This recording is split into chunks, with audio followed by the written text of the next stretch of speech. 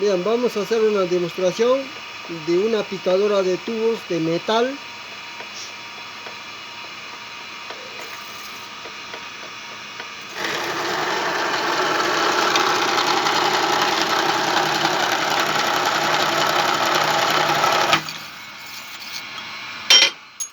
De 3/4 que tienen de 3/4.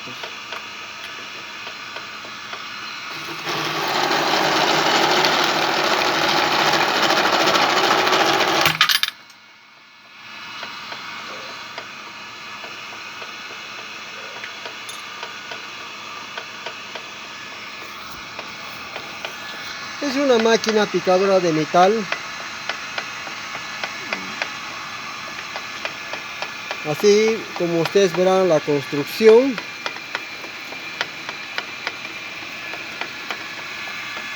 Bueno, así es la construcción. Acá está el motor y viene a una polea de 8 y aquí tiene una escalonada de 8 a 6, no lo estoy ocultando nada, y acá tiene de 6 y viene de 4 a 3.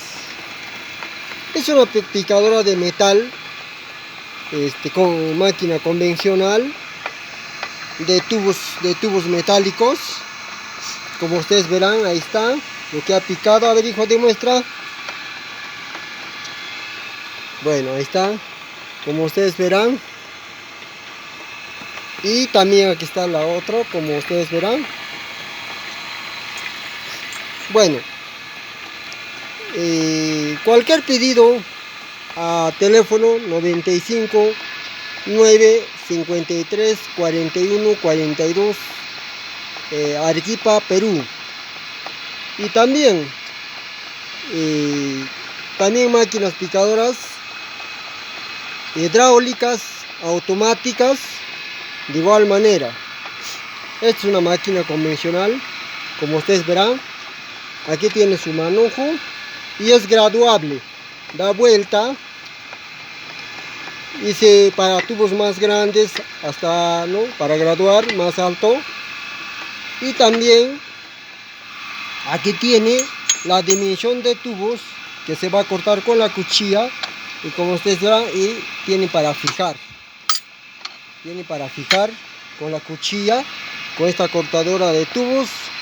Bien, de parte de Familia Fuño, cualquier pedido para, ya sea como esta picadora o puede ser automáticas, hidráulicas, al 95 9 53 41 42.